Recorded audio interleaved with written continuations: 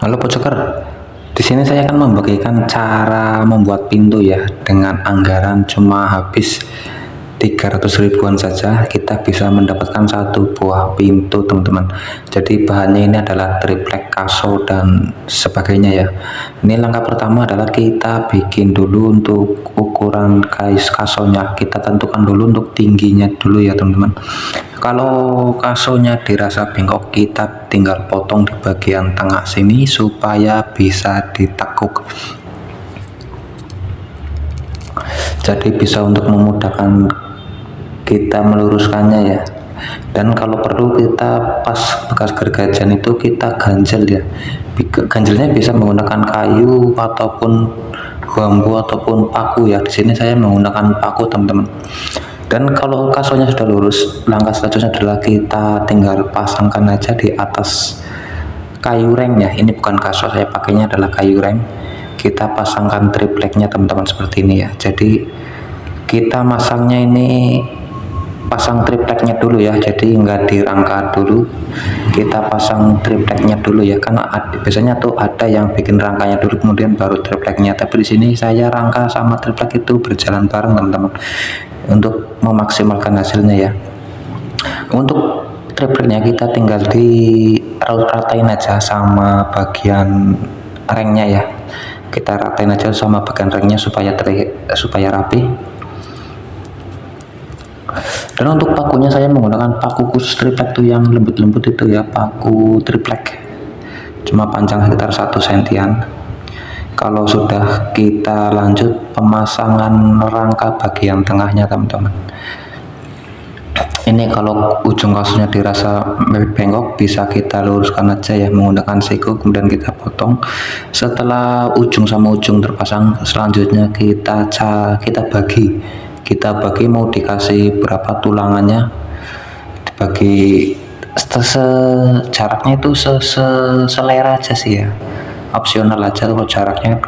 Teman-teman pengen dikasih jarak berapa, di sini saya hanya dikasih jarak 2 kaso aja ya teman-teman.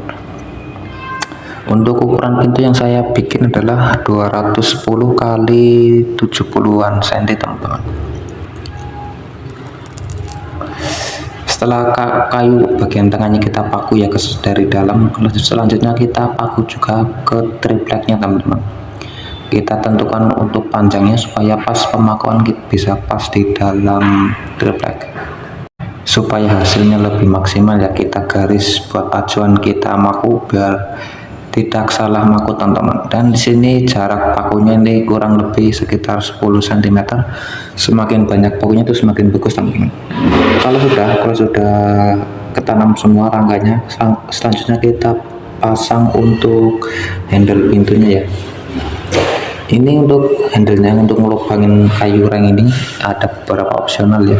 Teman-teman bisa langsung memotong semuanya, remnya bisa teman-teman langsung potong kalau untuk keterbatasan alat ya. Tapi di sini saya akan potong menggunakan mesin gerinda ya, dan matanya ini saya udah ganti dengan mata khusus untuk kayu, jadi bisa mempermudah kita untuk melakukan pemotongan ini ya. Kalaupun teman-teman nggak punya mesin gerinda ataupun nggak punya matanya, teman-teman bisa potong aja itu di bagian rengnya. Bagian rengnya bisa dipotong untuk tempat handle pintunya. Kalau sudah dibobok seperti tadi, kita langsung bobok menggunakan pahat teman-teman. Kita gunakan pahat ya, saya gunakan pahat ini. Ini saya juga alatnya itu sangat-sangat sederhana sekali, cuma paku, pahat, mesin udah. Ini cara saya membikinnya ya. Setelah lubang kuncinya beres, kita lanjut pemasangan untuk dibaliknya ya. Untuk dibaliknya kita langsung pasang saja tripleknya seperti biasa. Pinggir dari triplek kita ratain sama kasonya ya.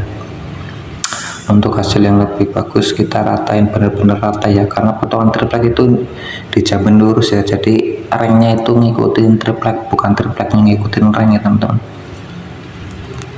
Nah, untuk di bagian samping kalau dirasa kasar, kalau teman-teman punya serut, teman-teman bisa langsung menyerutnya seperti ini ya.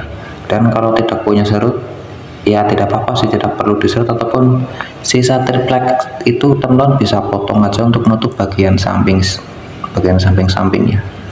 Sini yang saya serut cuma bagian samping-samping aja, atas bawah nggak saya serut.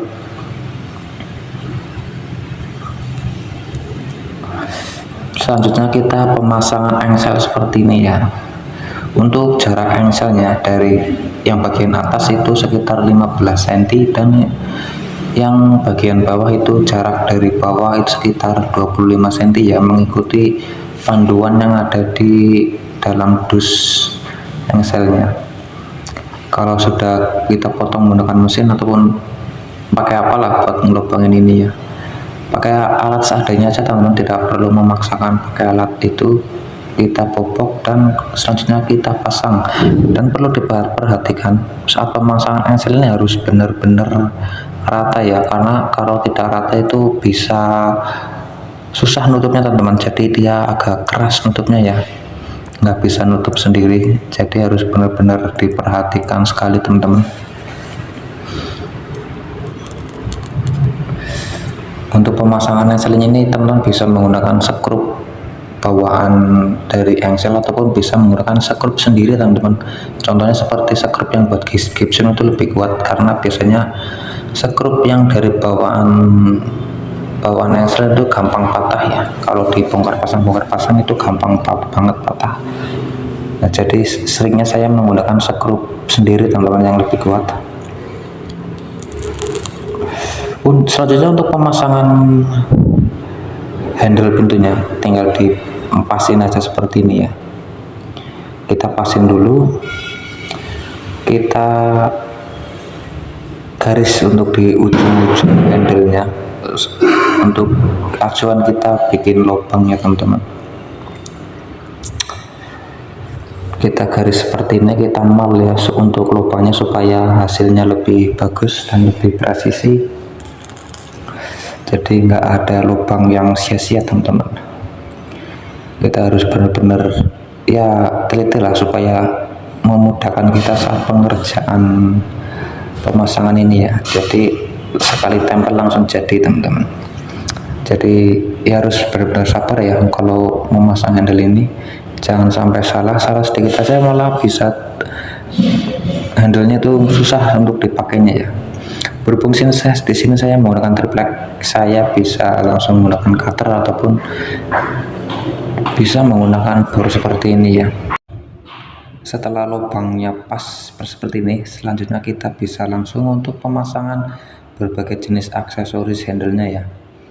Kita pasangkan sesuai dengan jodohnya supaya lebih enak, supaya lebih mantap aja sih.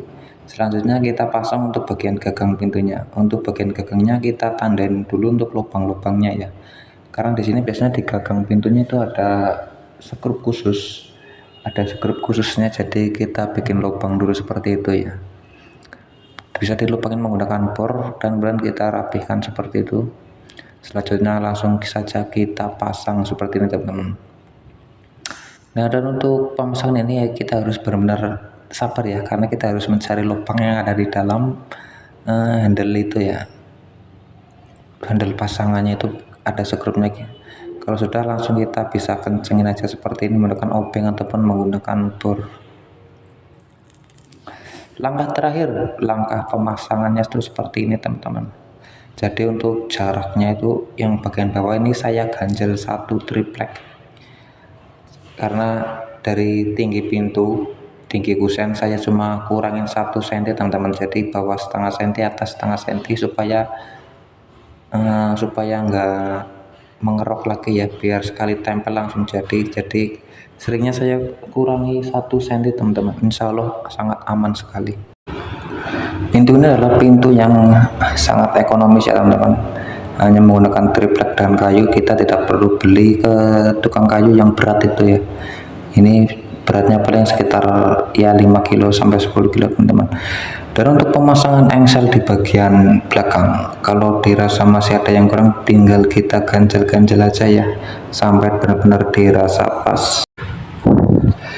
Nah, untuk pemasangan lubang kuncinya sebelum penggarisan seperti ini, teman-teman tinggal dimalin dulu ya. Kita buka dulu kuncinya itu seberapa jaraknya, kemudian kita tandain. Kalau sudah tandain, langsung saja kita lubangin aja teman-teman untuk bagian tempat kuncinya. Kalau sudah terlubangi, langsung pasang aja tempat penghalang kuncinya nih ya, seperti ini. Kita langsung pasang saja.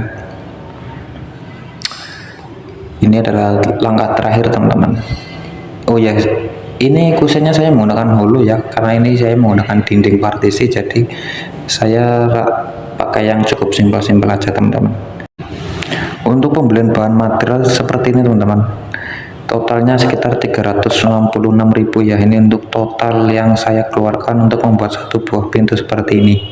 Oke, terima kasih buat teman-teman semua yang sudah menonton video ini sampai selesai, dan mohon maaf bila ada penjelasan yang kurang singkat ataupun masih belepotan ya, karena saya masih belajar.